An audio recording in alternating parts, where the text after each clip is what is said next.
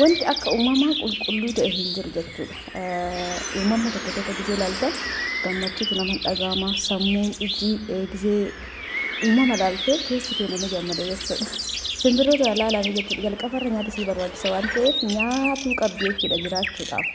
Jalqaba wanna kamuu dursa lubbuun jiraachuu dursa waan ta'eef lubbuun jiraachuudhaaf nyaachuu dhuguu waan qabduuf nyaata ofii baatee barbaadatti jechuudha. Simbirroon tun dhugaa rabbi nama ajaa'ibsiifti. Laalame wacoota simbirroo hedduu keessaa baatee ofii isiiti erga nyaata ofii barbaaddee nyaateen booda mana ofii ijaarrachaa jirti. Hedduu nama ajaa'iba jechuudha.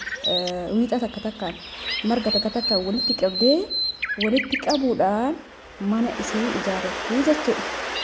Uumama tokko tokko gisee ilaaltan uumamarraa waa hedduu waan nama gammachiisu waan nama barsiisu fa'a hedduutu jira.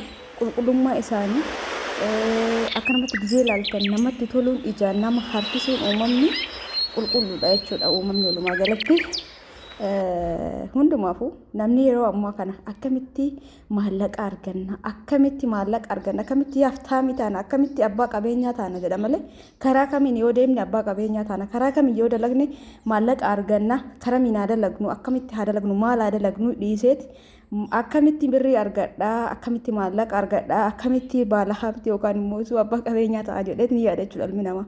Garuu dursa kan yaaduu qabu karaa kamiin hojjechuu qaba karaa kamiin deemuu qaba maal hojjechuu qaba eessatti hojjechuu qaba naannoo akkamitti hojjechuu qaba wannan hojjedhu sun immoo maalinni jedhee yaaduu qaba ture jechuudha. Ufii keessan wajjin rileeshinii yookaan immootu walitti dhufeenya qabaachuu qabdan ufii keessan uf jaalachuu qabdan dursa ufii kennuu qabdan jechuudha. Hiriyyaa keessan ufii keessanii hiriyaa cimaa ufiif ta'uu qabdanii uf wajji haasa'uu qabdan yeroo kamuu jechuudha. Assalaamu alaykum warahmatullaahi wabarakaatu. Akkam jirtu fayyaa keessanii hordoftoota kiyyaa fayyaa keessanii alaamanni isaa namni keessan dalagaa fi maal fakkaata isin jechaa har'aan ta'na waan tokko isin jechuu barbaade. Egaa haga dhuma viidiyoo kanatti na waliin turuudhaan viidiyoo kana like share gochuuf hin dagatina akkasumallee waan ani haasa'uu deemu kana isin boo maal haasa'uu jechuudhaan gurra keessan na ergisaa isin jaa waan haasa'uu kana keessaa yoo diqqaate waanuma diqqollee ta'uu ni hubattan jedheeti yaada. Tariitii immoo keessatti uf laaltanii tariitii immootu uf duraaf waan nama jedhe kana xiinxalluu qabdan isin jaa hordoftoota kiyya maal isin jechuu barbaade hiriyyaa keessan filadha. Hiriyyaa keessan laala qoradha. Hiriyyaa keessan sirritti laala. Bakka maalummaa isaa sirrii addaan baafadha. Hiriyyaan hiriyyama ta'ee fi miti fuula yookaan immootu haala waa hedduu laaltan fuula qofaa miti jechuudha. Hiriyyaa keessan qo'adha sirritti qo'adha akkamitti akka qo'attanii fi yeroo kam akka qo'attanillee isinitti hima jechuudha hordoftoota kiyya. Tariitii tanaan dura anis hin qo'adhu ture jechuun hiriyyaan qabu garuu immoo haa ta'u hiriyaa qofaa miti nama isinitti dhiyaatu nama yeroo gammachuu waliin dabarsitan nama yeroo gaddaa waliin dabarsitan nama isinitti dhiyaatu nama namni kun naaf yaada yookaan namni kun yeroo gaddi nama kanatti ni madha yeroo gammade nama kana wajjin dabarsa jettanii yaaddan nama isinitti dhiyaatu.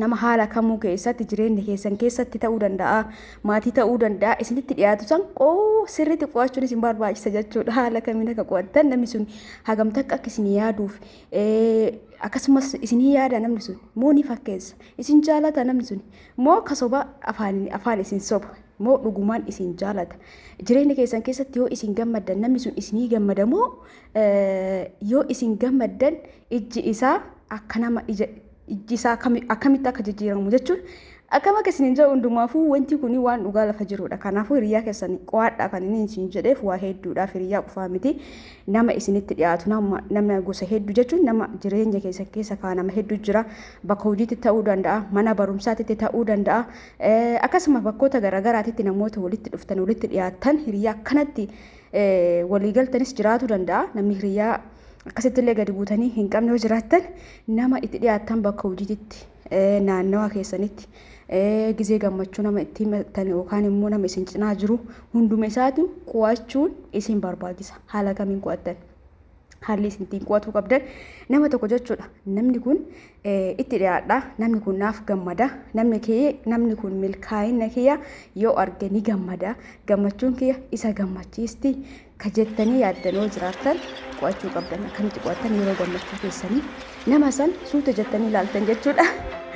Inni hordoftoota kiyya waa hedduu argitan. Warri kanaan dura niyyaan qabaanne yookaan akka kiyyaa jechuun namni yeroo baay'ee nuti yeroo diqqoo akkana cisin waa hedduu nu gala jalqabarra garuu waan akkana kanatiin tadhanii yaada keessan galchinu tareeti namni ta'uu danda'a. Hundumaafuu akkamitti akka qo'attan yeroo gammachuu keessanii yeroo jijjiirama keessanii yeroo isin gammaddanitti nama sayyaamtanii isin cinaa jiraachuu danda'a jechuudha namni sun. Kanaaf suuta jechanii nama san hordoftan. Yoo dhugaa jiru jechuudha fakkeessaa sun ta'in namni tokko nama fakkeessuu fi nama gammachuu keessaa burqee argisiisu akkanumatti ilaaltanii hubachuu dandeettan jechuudha. Ka fakkeessaa hin qabne ka uumama gammachuu uumama ati gammaddeef namni sii gammadu yoo jiraate fuula isaa ilaaltee beekuu dandeetta jechuudha. Gammachuu fuula namaatirraa ilaaltanii gaddaaf gammachuu addaan baafachuu hin dandeettanii mire. Kanaafuu gisee gammachuu keetii suuta jettee osoo nama sanitti hin mul'atin nama san sakattaata jechuudha fuula isaa. Yoo gammachuu si qabaate seequu bareeda wayii irratti argita fuulli isaanii ifa jechuudha sima wajjin. Kun immoo jechuudha afaan sobee namni jechuudha fakkeenyaaf namni tokko isin mudatu namni bakka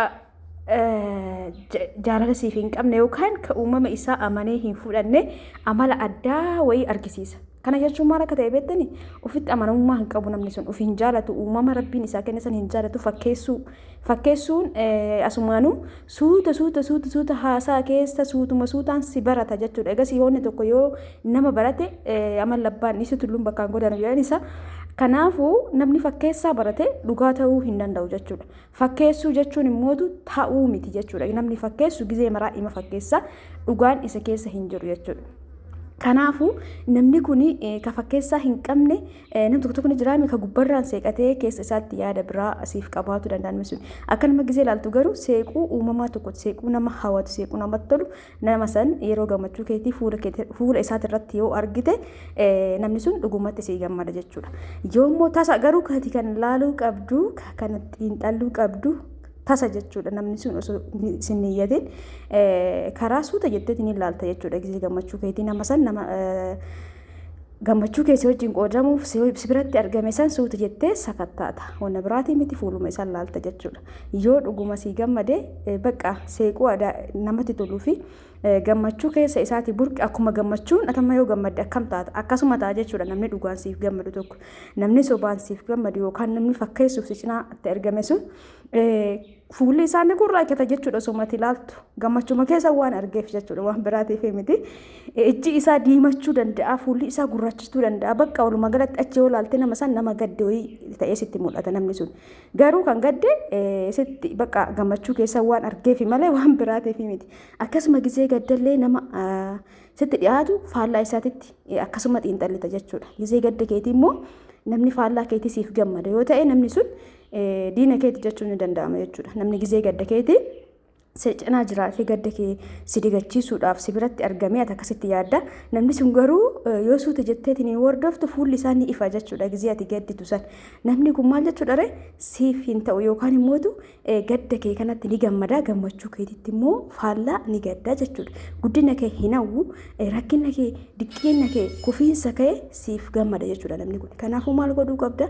Isumallee homaa godhuuf hin deemtu suutuma suutaan of keessaa baastee ati itti fufuu qabda jechuudha. Suutaan gisee takkaan nama tokko nama itti dhiyaattee hojii nyaattee dhuddee yeroo baay'ee waliin dabarsisan osoo hin beekin erga maalummaa isaa sirriitti addaan baafatteen booda maal goota ati suutuma suutaan isa of keessaa baasta jireenya kee keessaa baasta jechuudha. Saniin booda jireenya kee humna haarawaan itti fufta jechuudha. Maaliif ree argitee jirta waa hedduu argite dhugaa dubbachuuf jireenya keessatti wanni nama mudatu lakkoofsa hin qabu garuu immoo hundi isaaniitu nama fayyadan.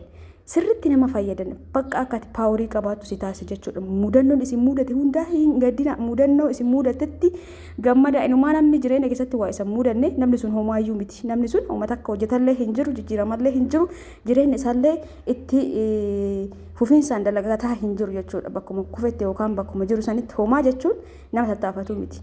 Gaafa nama tattaafatu taate gaafa jireenya kee nama bakka ufitti amanamummaa gaafa qabaatte gaafa uf jaalatte gaafa uf kabajje gaafa akkasitti qormaanni akkasitti heddummaatu. Kanaafuu ati daranuu itti fufiinsaan ka duraanii caalaa paaworii yookaan humna godhatta jechuudha. Ati feeteeti miti humna ka godhattu ati dura nama jabaa taate wanti akkasii si mudate morka keessa galta jechuudha. Inumaa yoo hojii tokko hojjetaa jiraatte inumaa hojii san caalu hojjetuudhaaf keessi kaka'a jechuudha. Maaliif ree bakka sanitti waan miidhamtee jirtuuf inumaayyuu san caalaa akka hojjettuuf haamilee sitti wara jechuudha namni suni. Kanaafuu hiriyyaa keessan filadha, namoota isin cinaa jiran filadha, namoota wajjin hojjettan sirriitti filadha, addaan baafadha jechuudha.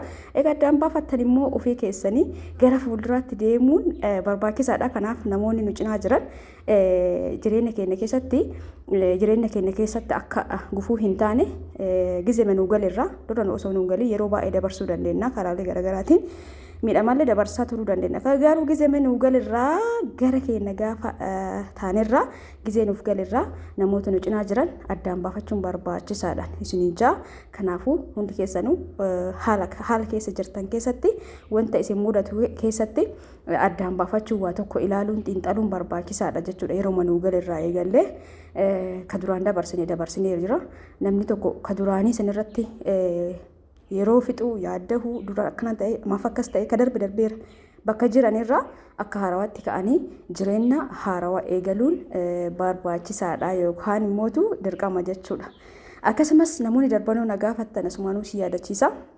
Darbannoowwan kunneen jiranii shayyaa kwaalitii qabdaa olii ta'e na gaafattan gara dhumaati irra isinii kaa'ee kakaleessaa lummuxxii sunniin ka qarshii 500 kunniin ka qarshii 2000 bifa lama qabaa gamaa gamanatti uffatuu dandeettanii suura irratti isinitti mul'isaa macarrasha irratti illee ilaalladhaa dhuma irratti akkana isiniin jaa hordoftoota kiyya mata duree keetti yoo deebi'e hundi keessanuu bakka jirtanitti jireenya keessan keessatti naannawa keessan namoota isin marsanii jiran namoota waliin jiraattan laaluun barbaachisaadhaan isin jaa uf ta'uun barbaachisaadha. Gaafa uf taane ufitti amanamummaa waan qabnuuf waan uf taanee jiraannuuf waan jireenya keenya fooyyessuudhaaf tattaafannuuf jireenyi tun jechuudha waa hedduu isin agarsiisti. Namoota akkasii yoo taatan jechuudha. Namoota dudda ganamarraa taa'ee osoo mateettan osoo buna danfistan aduun dhiitu yoo taate namni quba isin qabuuf hin jiru jechuudha. Garuu nama jireenya keessan irratti dhimmamtaniitiin jireenya keessan fooyyeffachuuf tattaafattan gaafa taatan gaafa mootuu ufitti amanamummaa qabaattan gaafa mataa keessanii socho'uu eegaltan gaafa karoora mataa keessaniitiin jiraattan Sacci gootanii nama waan ofirraa qabdaniif akka namni jireenya keessan galle waan gootaniif namoonni hedduun isinitti aaruudhaan gammachuu keessan arguu hin barbaadan jechuudha. Isinii galee waan jalaa jiru kun jechuudha. Kanaafuu isin durumaayyuu wanni iji isinirra namni ija isinirra buusee isinitti aaruu waan garaagaraa eegaluufi waan nama taataniif namni nama ta'eef miti jechuudha. Konfidensii mataa keessanii waan qabdaniif waan karoora keessaniin deemtaniif waan jireenya keessan ofii keessanii gara afootti oofataa jirtaniif bu'aa ba'iin isinitti heddummaatu danda'a jechuudha hordoftoota kiyya. Kana waan ta'eef ofitti gammaddanii adaan bakka kana bakka gaarii jira jettanii kaduraa caalaa ufitti amanamummaan keessan dabalaa deema jechuudha. Isin waca dhiistanii gara hojii keessanii gara jireenya keessanii kutaa itti aanutti itti fuftan jabaattanii jechuudha. Hamilee warataa deemtan. Kanaaf hundi keessanuu namoota cinaa keessan jiru namoota hiriyyoo keessan ta'e qo'achuun barbaachisaadhaan isin jaallatutti yaa viidiyoon kiyya kaarraa kanuma fakkaata. Ayoo isinitti tolee laayik sheer gochuu hin dagatina. Oolmaa kaayirii keessa naa oolaa ulfaadhaa galatooma warra dhageeffattan nagaan naa tura.